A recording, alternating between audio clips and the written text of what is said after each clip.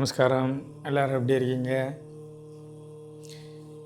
இன்று நம்ம இறைவனை பற்றி பார்ப்போம். இறைவன் என்றால் என்ன, இறைவன்னா யார் அப்படின்னு கொஞ்சம் தெளிவாக பார்க்கலாம் எல்லாரும். இப்போது இறைவன் அப்படிங்கிற ஒரு விஷயம் நமக்கு தெரியாத ஒன்று. மனிதர்கள் உயிர்களுக்கு இறைவன்னா அவர் எப்படி இருப்பார், அவர் எது மாதிரி இருப்பார், அவர் ஆணா இல்லை அவர் பெண்ணா, இல்லை சக்திங்கிற நிலையில் இருக்காரா, இல்லை ஏதோ ஒரு சிலையில் அவரை பிடிச்சி வச்சிடலாமா, இல்லை ஏதோ ஒரு லிங்க வகையில் அவரை பிடிச்சி அங்கே நிறுத்திடலாமா, இல்லை ஏதோ ஒரு பெரிய கோயில் கட்டி அதுக்குள்ளே அவரை லாக் பண்ணிடலாமா, இது மாதிரி அந்த இறைவனுடைய சக்தியை நம்ம எந்த இடத்துலையும் லாக் பண்ணி வைக்கவே முடியாது. அதனால் இறைவன் அப்படிங்கிறத நீங்கள் எது மாதிரி தெரிஞ்சுக்கிடணும்னா, இங்கே நம்ம கண்ணுக்கு தெரிகிறதுல என்னெல்லாம் நம்ம பார்க்குமோ இந்த பிரபஞ்ச சக்தியில் அசைகிற, நகர்ற, ஊர்ற, அதாவது ஊர்வன, நகர்வன, பரப்பன, இது மாதிரி விஷயங்களோட ஒன்றித்து இருப்பவர் தான் இறைவன்.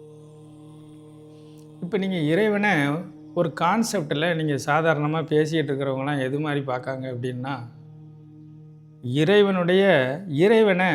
இறைவன் இருக்கக்கூடிய சக்தியை சயின்ஸ் மாதிரி பார்த்துருவாங்க எல்லோரும். அதை அறிவியலாக பார்க்காங்க. அவரோட சக்தியை தான் நீங்கள் சயின்ஸாக பார்க்கிங்கிறதே உங்களுக்கு தெரியாமல் பார்த்துக்கிட்டு இருப்பீங்க. சயின்ஸ் எது, அதுக்கப்புறம் இறைவன் எங்கே இருக்காருன்னு கேட்பாங்க. அது மாதிரியான உங்களை வழி நடத்தி இறைவன்னா சயின்ஸுக்கும் ஏதோ மேலே ஏதோ ஒரு பக்கத்தில் இருப்பவர் போலுக்கு அப்படிங்கிற மாதிரி உங்களை புரிய வச்சுக்கிட்டே இருப்பாங்க. இறைவன்கிற சக்தி அதுதான் இந்த மரம், செடி, கொடி, அசைவுகள். இப்போ நீங்கள் சூரியன், சந்திரன், ஆகாயம், மண், நீர், காற்று, அக்னி, இது மாதிரி எல்லாம் நிறைஞ்சவர் தான் இறைவனுங்கிறத நம்ம புரியணும். அது அவரோட சக்தி பிரயோகமாகிறது தான் இந்த பிரபஞ்சம். அதனால் இறைவன் ஒருத்தர் தான். அது என்னென்னா சிவம்னு ஏன் சொல்லுதோம் அப்படின்னா, அது சீவன், உயிர், அதனால் அதை சிவம்னு சொல்லுதோம். அந்த உயிர்க்குள்ளே இங்கே அசைகிறது, ஊறுறது, நகர்றதெல்லாம் இருக்கு இல்லையா, அதெல்லாம் சக்தின்னு சொல்லுவோம். அதனால் இங்கே இறைவனை நம்ம பார்க்குற கண்ணோட்டம் வேறு மாதிரி இருக்குது. அதனால தான் இன்றைக்கு பகுத்தறிவாளர்கள்லாம் இந்த பக்தி வழியில் இறைவனை பின்பற்றி போகிறவங்க கிட்ட கூட நிறைய கொஸ்டினை வச்சு கடவுளை காமி, கடவுளுக்கு அது கொடு, இது கொடு, இது கொடுக்க, அது கொடுக்க, அதுக்கு ஏழைக்கு கொடுக்கலாம், அதுக்கு அவங்களுக்கு கொடுக்கலாம், இவங்களுக்கு கொடுக்கலாம், ஒரு கல்விக்கு செலவு பண்ணலாம், ஒரு உணவுக்கு செலவு பண்ணலாம், இந்த கோயில் உண்டியலில் போய் ஏன் போடுறீங்க அப்படின்னு பகுத்தறிவாளர்கள் கூட அந்த இறைவனுங்கிற சப்ஜெக்டை உடைப்பாங்க. இது ஏன் அப்படின்னா, இதுக்கு மெயின் காரணமே ஆன்மீக சொற்பொழிவாளர்கள் தான். ஏன்னா இறைவனை நீங்கள் ரொம்ப மிகைப்படுத்தியும் ஒரு அமானுஷ்யமாகவும் இறைவனை பற்றி பேசிக்கிட்டே இருக்கீங்க. நீங்கள் இறைவன் நமக்கு உள்ளே இருக்காங்கிறதே இன்னும் ஆணித்தரமாக, அழுத்தமாக அது சொல்லி கொடுக்க இந்த 18 சித்தர்களை தவிர இன்னும் வேறு ஒருத்தர் யாருமே வரல. அதனால் இந்த ஆன்மீக சொற்பொழிவுகள் அதை செய்து கொண்டு இருப்பவர்களே நீங்கள் இறைவனை பற்றின சந்தேகம் வர்றதுக்கு முழுமையான காரணம் உள்ளவர்கள் அவங்க தான். அதனால் நீங்கள் இறைவன் அப்படிங்கிற ஒரு சப்ஜெக்ட்டுக்கு நீங்கள் போனீங்க அப்படின்னா, அது உங்களுக்குள்ளே இருக்கிற உயிர், அது இறைவனுடைய சக்தி. இவரை பார்க்க முடியுமா, பார்க்க முடியாதா அப்படிங்கிறதெல்லாம் தேவையில்லை. அவரை அனுபவிக்க முடியும். நீங்கள் அனுபவிக்க முடியும். அந்த அனுபவிச்சதிலிருந்து நீங்கள் அனுபவத்தை பெற முடியும். இது ஒவ்வொரு மனிதனுக்கும் உள்ளேயும் நடக்கக்கூடிய விஷயந்தான் இறைநிலை. அந்த இறைவன் முழுமையாக உங்கள் உடலுக்குள் இருக்கிறார் என்று நீங்கள் முழுமையாக புரிந்து கொள்ள வேண்டும். அதுவும் அவர் எந்த இடத்துல இருக்காருன்னா, என் ஜான் உடம்பிற்கு சிரசே பிரதானம். நீங்கள் உங்கள் உடம்ப இந்த மாதிரி ஒரு ஜான் வைத்து 8 முறை அலைஞ்சிங்கன்னா அந்த 8 அளவு தான் இருப்பீங்க. இந்த அளவில் 8 தடவை இருப்பீங்க. அதனால தான் சித்தர்கள் என் ஜான் உடம்பிற்கு சிரசே பிரதானம்னு சொன்னாங்க. அதனால் அந்த சிரசுக்கு உள்ள அந்த பீனியல் சுரப்பியோட இருந்து உங்களை வழி நடத்திக்கிட்டே இருப்பாங்க.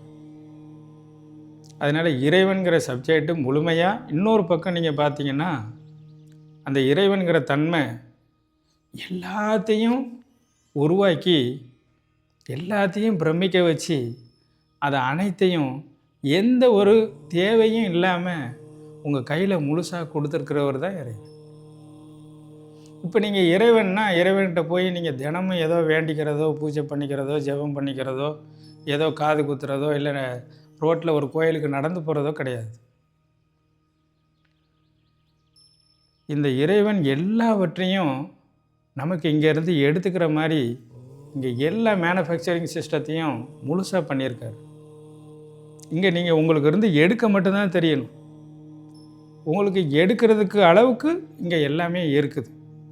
அதை நிறைவாக, அதை முழுமையாக நிறைவாக நமக்கு அர்ப்பணித்திருக்கார் இல்லையா, அவர் தான் இறைவன் அப்படின்னு நீங்கள் முழுமையாக புரிஞ்சுக்கணும். இங்கே மனிதர்கள் நான் இதுக்கு அர்ப்பணிக்க போகிறேன், கடவுளுக்காக என்னையும் அர்ப்பணிக்க போகிறேன், இல்லை நான் ஏதோ சன்னியாசம் பண்ணி அர்ப்பணிக்க போகிறேன், நான் இதை அர்ப்பணிச்சிருக்கேன், அதை அர்ப்பணிச்சிருக்கேன்னு சொல்லி மனிதர்கள் நிறைய பேர் பேசுவாங்க. சொற்பொழிவாளர்களும் நிறைய பேசுவாங்க, அர்ப்பணிக்கணும். இந்த உலகத்தில் மனிதர்களாக பிறந்தவர்களோ யாருமே எந்த அர்ப்பணத்தையும் பண்ணவே முடியாது. ஏன் அப்படின்னா, இந்த அர்ப்பணிக்கிற விஷயத்தை முழுமையாக நமக்கு கொடுத்துருக்கிற ஒரு இறைவன் தான். ஏன்னா அவர் எல்லாத்தையும் உருவாக்கி நமக்கு அர்ப்பணிச்சுட்டு அவர் அமைதியாக உட்காந்து நம்மளை கண்காணிச்சிட்டு இருக்காங்க. அதனால் அர்ப்பணிப்புனா என்னென்னா, கொடுத்துட்டு எதையும் கேட்காத அளவுக்கோ எதிர்பார்க்காத அளவுக்கோ முழுமையாக கரைஞ்சி இருக்கணும். அவர் தான் இறைவன். அதனால் இந்த உலகத்தில் மனிதர்கள் யாரும் அர்ப்பணிக்கவே முடியாது. இறைவன் ஒருவரே அர்ப்பணிக்க சிறந்தவர். அதனால் எல்லாத்தையும் நமக்கு செஞ்சு நம்மக்கிட்ட கொடுத்து அதில் வாழ வச்சு அதில் அனுபவங்களையும் உங்களை அனுப்பிக்கவும் வச்சு அந்த அனுபவங்களையும் பெற்று இறைவன் என்றால் யார் என்று தெரிந்து இறைவனிடம் நீங்கள் முழுமையாக சரணாகதி அடைவதற்காக உருவாக்கப்பட்டது தான் இந்த உலகம், இந்த பிரபஞ்ச சக்தி. அதுக்குள்ளே நிறைஞ்சி இருக்கிறவர் தான் இறைவன்.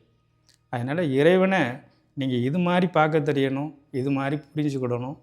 நீங்கள் வேறு மாதிரி சயின்ஸு சக்திகளை ஃபுல்லாக தனியாக நீங்கள் எடுத்து வச்சுக்கிட்டு வெறுமையாக இருக்கிற ஒரு இடத்த மட்டும் கொடுத்துட்டு அதில் இறைவனை காமின்னு சொல்லி ஒரு மூடத்தனமான பகுத்தறிவை இங்கே யாரும் கொண்டு வரக்கூடாது. அது மாதிரி தான் உங்களை சொற்பொழிவாளர்களோ நிறைய விஷயங்களில் சொற்பொழிவாளர்கள் உங்களை இது மாதிரி தான் கொண்டு போயிருப்பாங்க. அதனால் இறைவன்னா இவ்வளோ தான். நம்ம மொத்த உலகங்களை மொத்தமாக பிரபஞ்ச சக்தியை முழுமையாக படைத்து நமக்கு அர்ப்பணித்தவரே இறைவன். ஆயுஷ்மான் பவ. நமஸ்காரம்.